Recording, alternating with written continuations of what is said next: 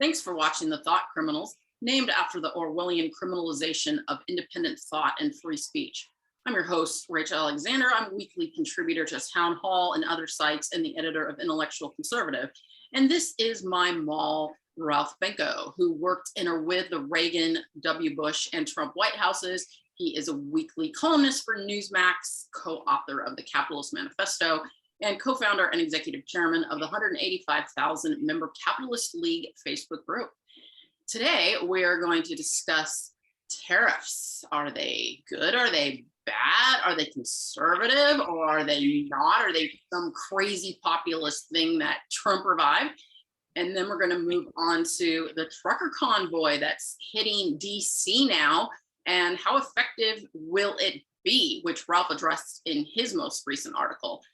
So to begin, as for tariffs, that's really easy. They're bad, full stop. We can now talk about the truckers.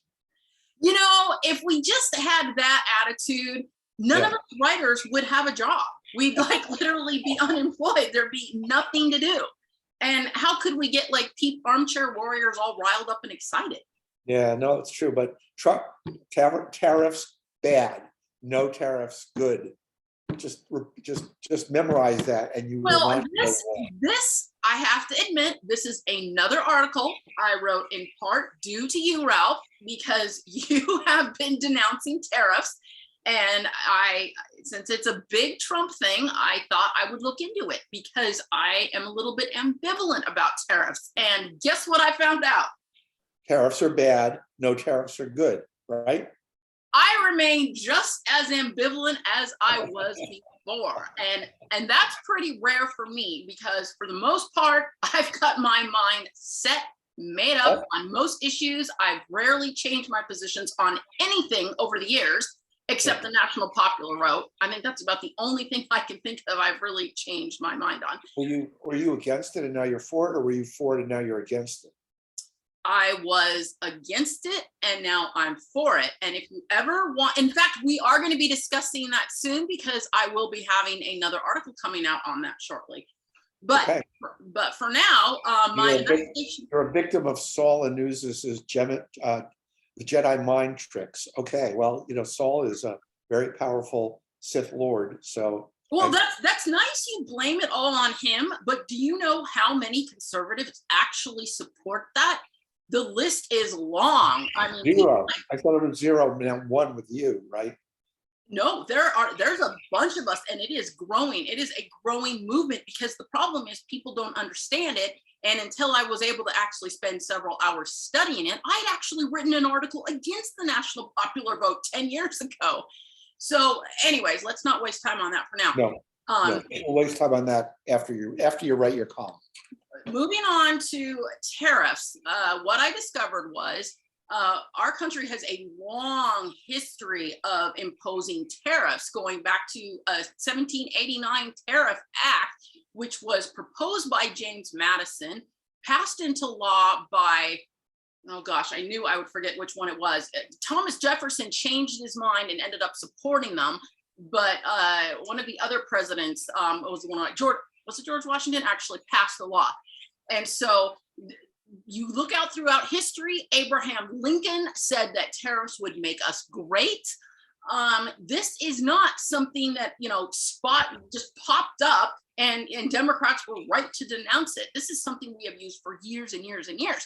And my gut instinct against tariffs remains the same, which is that it's not purely free trade. How can it be purely free trade when you have people working in horrible conditions in China? That's how they're able to make the product so cheaply. Why are we, you know, supporting the horrible treatment of the Uyghurs and all these other, you know, regular people as well are under these horrendous working conditions? Not to mention the reason Trump imposed the tariffs against China in the first place was because they stole our intellectual property to give them a competitive advantage. So, you know, and that's just to get into some of it. But, you know, I can see the arguments against tariffs. You know, everybody loves free enterprise. And hold on. Okay. First of all, let's play fair. Okay. I am totally opposed to to slave labor or abusive labor practices. I'm a member of the AFL-CIO, card-carrying, dues-paying member, Rachel, and I would love to organize you, assign I'm you up even as more surprised you're not for tariffs because unions Tariff- love tariff- tariffs. tariffs are the wrong solution. Okay, we should be prohibiting purchasing goods, making it illegal, forbidding purchasing goods or services produced from slave labor or in substandard labor conditions. That is a human rights factor. It's not an economic factor. Tariffs, let me get you woke on one crucial fact. Tariff is a fancy word for tax. So you are pro-tax when it comes to the international sale of goods and I services. point that out in my column. A lot of people are in favor of the national popular sales tax. The only difference between the two things is one taxes Americans, the other taxes foreign people. According to the man, Bob Mundell, who invented supply side economics, pushing the Dow from 814 to 30, now 4,000, and doubling real per capita GDP in the United States from $30,000 a person to $60,000 a person median. The world is the only closed economy. There is no such thing as taxing Americans and not taxing foreigners. So you want to drive the prices of the stuff that you buy from China at Walmart up by 25%. Are you nuts? That's a tax on the American people. They're the ones who pay. Okay, let's just keep abusing Chinese workers so we can pay 25 cents instead of. I am. First of all, there's differences between labor abuse, between the criminal persecution of the Uyghurs, between the idea of substandard, dangerous, and penurious working conditions. But Rachel, in China, the per capita GDP in China, which is growing by leaps and bounds very rapidly, but is still only 1/4 of that of the United States. Therefore, the cost of living is only 1/4 of that of the United States. Why should we insist if Chinese workers are willing to work at whatever the prevailing wage is, not being bullied into it, but just because that's the best job they can get, and they can live a decent middle-class existence over there in China based upon that. What's happening? You're living in a fantasy world.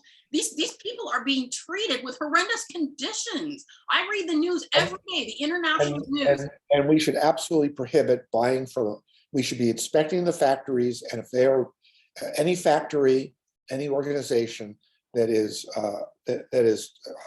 abusing its workers through anti-humanitarian living wages.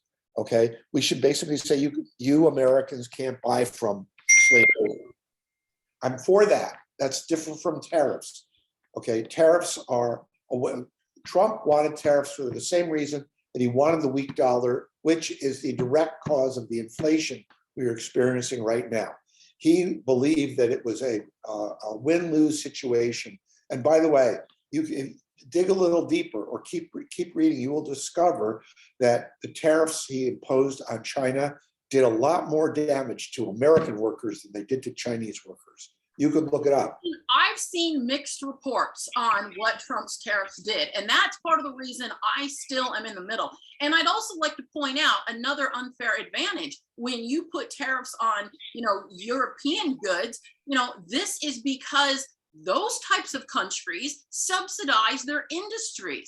So it's unfair to our American companies to try to compete against those kind of wages. So you're effectively saying to a lot of Ford and our other, American countries, sorry, we're not going to prop you up like the European countries are, but so everyone's going to want to go buy, cheaper cars for that reason. Listen, Rachel, what do they subsidize those industries with? Just clue me in. Their taxpayer dollars, however they want to get the money. Right. So it's just taking money out of one pocket and putting it in the other pocket. So they tax the squeeze out of their workers. So they're also treating their people horribly. Not as bad as the Chinese are, obviously, But you know, us Americans are becoming fat and happy on the backs of people in other countries. And again, I didn't say that I am for tariffs. I just think our side needs to look at both sides and stop having such a knee-jerk reaction and letting the left fool us into thinking, oh, Trump, because of Trump, tariffs are bad. Because the reality is, if you look at the left's position on tariffs, they are all over the board. And there's a link in my article to all the Democrat politicians who are for tariffs versus all the Democrat politicians who are against tariffs. They're literally evenly split down the middle. Yes, and if you look at it, I haven't looked at it, but I would be, I'll be a monkey's uncle, which I've been on many times. Okay, if you didn't discover that the politicians that come from industrial districts are pro-tariff because they're trying to protect their industries from foreign competition, from imports, whereas politicians who come from agricultural districts who want to export our agricultural products to the world are anti-tariff because they don't want to see their voters hurt. So, you know, this is a zero-sum game. It's actually a negative-sum game. The higher the taxes, whether they're tariffs or income taxes, you name it, the poorer we all are. And I'm all for prosperity. I'm the founder of the Prosperity Caucus. I'm the co-founder of the Capitalist League. I believe in economic growth, vibrant prosperity, equitably distributed across the board for everybody based upon opportunity, based upon free enterprise.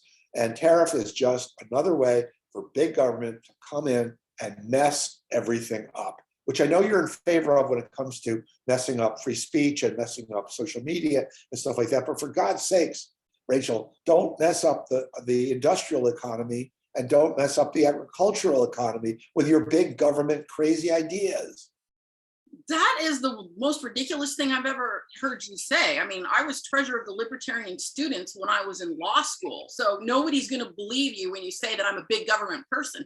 And as I pointed out to you earlier, our own hero, Justice Clarence Thomas, said we need to consider looking into big tech and removing their liability protection from being sued. Your hero. It was a scandal for him, a sitting justice, to be talking about scandal. I didn't hear anybody talking about it. I think I happened to see it in passing, and it wasn't even a article in passing. I read about it when it happened. The other big government anti-conservatives who are against the First Amendment and for crippling social media all made hay out of Clarence's ill-considered comments. So just because Clarence Thomas, who's a judge, he's not a congressman, he's not a member of the executive branch, starts flapping his gums and saying inappropriate things, inappropriate for his role. Look, what happens when he gets a lawsuit in front of him to adjudicate that happens to be between social media and somebody else? He's already disqualified himself from ruling on it because he's already said he's made up his mind. He didn't say he made up his mind. He said we just need to consider looking at it. Yeah, well, that's. And what are you going to do? Every time a good, solid free market conservative like him comes along and suggests that maybe, hey, this really isn't the free market with big tech censorship, are you just going to, write them off and say, oh, they're just a phony, blah, blah, blah? I think reasonable free market conservatives can agree to disagree over whether it's truly a private market situation anymore when it comes to big tech, as I wrote in my article from a few weeks ago. I understand that. It's one of the few articles where you just went right off the rails. See, you just did it. I just said you did it. Anytime a reputable conservative comes out and does it, you just completely slam them. I mean, what are you going to do? Slam 50% of conservatives who disagree with you on it? It's a tiny little vocal faction run by those creeps like it is not a tiny little vocal faction. Conservatives are genuinely split, and I actually think more of them want some clamping down on big tech than don't. Not conservatives.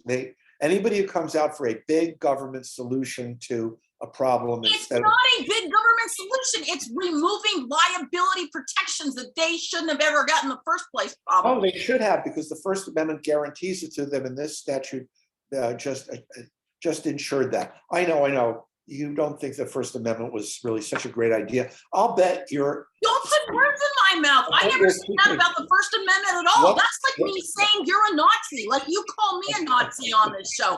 I'm not that rude. I'm not going to call you labels and put things in your mouth that you really didn't say. I've never suggested you're a Nazi. Maybe you called me a Nazi on this show before, and somebody actually called me out and said, Rachel, you should have refuted him and explained that you really weren't a Nazi, which is difficult anyways, because I'm part Jewish. Right. You are paraphrasing something I said to tease you. You find the well, you offended some of our followers. They don't like me being called a Nazi. I can understand that. Look well.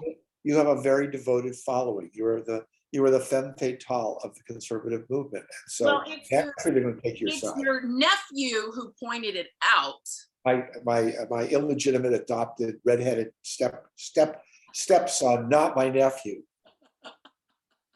Hope you're watching this, Paul. Okay, well, on that note, let's move on to your interesting article full of history, which I remember because I was there for some of your protests, involving, how successful is the truckers' protest going to really be?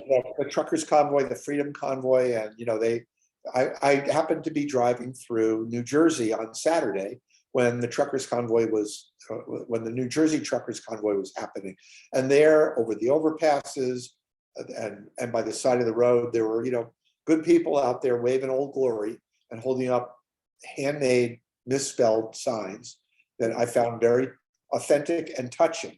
And it made me nostalgic because I am, as I wrote in my column in Newsmax last Monday, I am a connoisseur of street demonstrations. I conducted them back in Albany, New York, back in 1982, peace through strength rallies. And by the way, we had counter protests from the left even back then. Under Reagan, we were supporting Reagan's peace through strength policies. And then in 2000, there was a massive protest in Washington, D.C. I'm skipping over a few more obscure things, against the IMF and the World Bank. And I grabbed Peter Roth, a leading conservative. Who I recently met. He's a wonderful human being. At the National Popular Vote Conference of all places. Where you were being brainwashed by Saul the Newses. And he's just one of many. I'm going to have you actually read my articles on that topic? I list a lot of the leading conservatives. Yeah, well, name three, since you're changing this up. Newt Gingrich off the top of my head. President Trump recently came out. President Trump is no conservative. Go on. Gingrich is no conservative. Trump is no conservative. There are a couple of. I'm not going to sit there and listen to you say things like President Trump is no conservative. Okay. You're going to have to stick your every fingers. time you say that, I end up having to write another article going over another issue that you claim he's not conservative on. He's no conservative, and he spent more of his life being a Democrat and donating to Democrat candidates than he's ever been a Republican. That was an opportunistic move. No. I think it was more split, half Republican, half Democrat. And honestly, as somebody recently explained to me who's lived in New York City their whole life, if you want to get anything done, he's a Democrat for that reason. So right. You know what? I don't like it, but I can understand why Trump would have been a Democrat. I understand too. He's a pure 100%, 200 proof opportunist. He is not any kind of recognizable Republican. Oh, I think he genuinely has become a solid conservative in recent years. Earlier, I don't know, okay? But I think he really genuinely believes the conservative thoughts now. I think he's changed. I only remember one certifiably conservative moment in Donald Trump's life. And I was there when it happened. The New York Daily News, banner headline, Marla Maples, best sex ever, talking about Donald Trump. Why do you hate this man so much? I don't hate him at all. I disdain him. It's a little bit different. He's a schmuck, and I just don't like schmucks. He got more accomplished for conservatives in 4 years than probably Ronald Reagan did. And I'm sorry, he got what for conservatives? He accomplished more for conservatives in 4 years than probably Ronald Reagan did. That's so not true. That's you're changing the subject again. So the truckers announced they hundreds of them descended on Hagerstown Speedway, which is in Maryland. It's about an hour or two outside of Washington. And then they made a big show, and they said they were going to, they were rallying against COVID mandates, which, by the way, have been repealed, masks and mandatory vaccines. So they were rallying against something that had already been repealed. And wait, what about the mandatory vaccines for entering the country for truckers? Has that been repealed? I have no idea, but that's okay, not what they were. That was my understanding. That's what they were protesting. But these were a bunch of American truckers driving across America. That was the Canadian. No, the American truckers, as I understand it, were protesting coming into America, the mandatory vaccine mandate for them. Well, I'm very dubious that the United States has a vaccine mandate for truckers to come into the United States, because they don't have a vaccine mandate for tourists to fly into this country. Okay, they may require a. Oh yeah, not for tourists, just for truckers. No, just for truckers. No. No, not a single article I read said that they were protesting the vaccine mandate for truckers to come across. Because you are reading fake news. No, I read the New York Times and the Washington Post. Fake news, the biggest fake news of all. It's the gold standard of true news. The gold standard of fake news, right there. No, not a single article I read. True line. Rachel, I know you get your news from Breitbart and Gateway Pundit and Alex Jones, okay? But that doesn't make it true, okay? I read everything, okay? For one of my clients, I have to prep AP News articles, all right? Yeah, so I read the fake news all day long, whether I want to or not. Well, fake is a pretty strong word. This is postmodernist, which was invented by the left, actually, and has been embraced by the right. We live in a postmodernist era. Just deal with it. The point here is everything I read, from local news to national news, talked about we're against mandates. Okay, that nobody mentioned a border mandate for truckers, not a single person. It would have been interesting if they had, but they were protests. They were doing this flamboyant protest. And by the way, I love flamboyant protests. I applaud them doing it to protest repealed mandates and for freedom. Okay. I'm a big freedom guy. I really am. But you got to put some meat on the bones. And so I walked them through. I posted my Newsmax article to a bunch of Facebook pages with tens of thousands of people who were applauding the truckers. Okay, in order to help give it additional exposure. And I said, the big rally against the IMF and the World Bank, there are only two conservatives out of tens of thousands of denim wearing, tie-dye wearing hippies. Well, look how you dress, Ralph. Okay, come on. Well, back then I used to wear suits and ties. Okay, it's before I went native. And then in Pittsburgh, they were rallying against the G7 or whatever it was. And I was in Pittsburgh. You might have even been there for one of Eric Telford's right on one things. Remember? And yeah.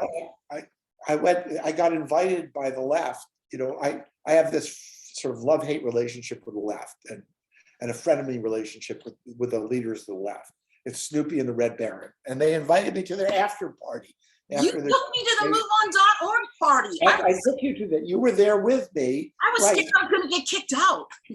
Shepard Fairey, the Hope poster guy, DJ'd it. I still got a picture of me and Shep hanging out together. And that's where I came up with my motto: capitalize with the capitalists, but socialize with the socialists. They throw much better parties. Okay. And then there was the Tea Party, which you and I were also in together. And heck, I was named co-MC of the Boston Tea Party in 2009 on Boston Commons. And you know what happened? the Boston municipal authorities saw our seditious, anti-big government, postings, and they just quietly did not issue the parade permits. So we didn't have the permits to bring in our trucks and our whatevers. And one of the organizers of it called me and said, Ralph, what can we do? We don't have our permits and they're not responding to our requests. So I said, will you trust me on this one? And went, yeah, we're desperate, which is all it takes to trust me, is desperate times call for desperate measures. So I picked up the phone and I called Teddy Kennedy's chief of staff in Boston, his state chief of staff. That's telling you got him on speed dial. Well, no, I had to look it up. This was back in the days of rotary phones, for God's sakes. So I said, can I talk to the senator's chief? And I said, listen, I'm Ralph Benko. I'm the co-MC of the Boston Tea Party. I know the Tea Party and the senator are in opposition on virtually every issue, but hey, he's a great statesman, political royalty, and a true classical liberal who believes in things like the First Amendment and freedom of assembly and freedom of speech. And would you look into this for us? Just very politely and civilly. And I hung up the phone, and 1 hour later, mysteriously, thanks to the good offices of Senator Edward M. Kennedy, Your buddy. Well, we had never actually met, but soulmate, let's put it that way. There you go. Classical liberals are classical liberals. He is for the First Amendment, unlike some other people I could name. And you mean the Nazis? Now you're calling. Now I never said that. You have to look. You have to look up the transcript. Okay, you really said it. You're an angel, and I was chuckling, and my eyes were twinkling just to push your buttons. Everybody knows that you are a. You're probably going to get banned from YouTube again by calling me that too. Hey, I tell you, getting banned is the best way to go viral. Anyway, thanks to Teddy Kennedy, we had our rally, our Boston Tea Party rally. Not very many people showed up, and nothing came of it. And the whole Tea Party eventually fell apart into a national tantrum rather than effective political action. And then there was Occupy Wall Street and Occupy DC.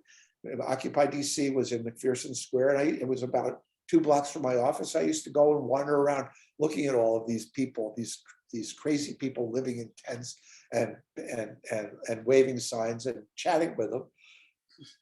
And I even went to Zuccotti Park to look at the epicenter of the Occupy Wall Street movement. And there was no there. In these cases, nothing came of it. Nothing came of the Tea Party. Nothing came of Occupy Wall Street. Okay, and now I'm begging the truckers rally, to the people, the members of the truckers rally, to figure out how they can both be symbolically in favor of freedom, which I am operationally in favor of freedom, and to be effective as well. So I'm just saying it's not enough to be a virtue signaler, which a lot of these street rallies are. And they're a lot of fun, and I'll go again if I get the chance, my schedule permits. But I want the truckers rally, pro-freedom, anti-mandates, to think very hard about how they can organize themselves to actually make a difference in the outcomes, rather than just having a flamboyant fling for the fun of it. As we've discussed before, and I wrote in one of my previous articles, recent articles, populism is accused of just being a movement where you just complain all the time. So I see your point. I do have to push back a bit about the success of the Tea Party, and maybe I will write another article about this, because I think in many ways they were effective. And let me just give you one small example. Here in Arizona, Show me how they repealed Obamacare. That was their whole gripe. Well, right, but you can't show one defeat and use that to label the whole movement. Here in Arizona, the leader of the Tea Party here back in 2008 or so, when it emerged, was Kelly Townsend. She'd never been involved in politics until then. Well, that just motivated her to get involved. She was the early Tea Party leader here. And she has just, ballooned into this big superstar state legislature. You've probably heard of her now. you know, one of the best state legislators we have ever had in Arizona. And so without the Tea Party movement, this lady might not have gotten involved, and she has done a lot of good for our state. I am totally in solidarity with you for that. Okay. And basically she has shown the way to the truckers, to the Tea Partiers. Okay. If you really want to make a difference, run for office or take or claim a role in your county parties and your state party's party to help steer it in the right, you should pardon the pun, direction. So yeah, street demonstrations are great. And if they draw people into participating, because my signature issue behind it all is we're a republic. We're not America's a republic. We're not a democracy. This is a critical distinction. In a republic, and you can watch one of our previous shows where we discussed that. In a republic, we elect people to go and to run our government. But my position is, if we just send them to Washington or send them to the state capitol and then orphan them without staying engaged with them and telling them what we, the people, want on a regular, forceful, but civil basis, okay, the system breaks down. And unless we citizens get actively engaged with our officials, not just through the media, but through direct contact, through going to their offices, through writing them letters, and through running for office, and through gaining control of the state party so that their renomination depends in part on us, then frankly, we forfeit our bitching rights. So it's all very well and good to have these street demonstrations, which are a lot of fun, and I love them. I'm a connoisseur of them. I'm not putting them down in any way. But I tell the truckers and the convoyers, hey, great start. Now figure out how to be effective. And here's a hot tip: to be effective, stay on your elected officials on a regular, consistent, civil, and thoughtful basis, and run for office yourself. All right, and that will wrap it up. And I just want to give everybody a preview of next week. We will be discussing my crazy viral column on whether women shouldn't have been given the right to vote, and also the Russia-Ukraine war. Thanks for watching, everybody, and we'll see you next week. Sorry, the Putin war on Ukraine. Let's not slur those innocent little Russians, okay? The Putin's invasion of Ukraine. Okay, well, let you have the last word. Great, thanks. See you.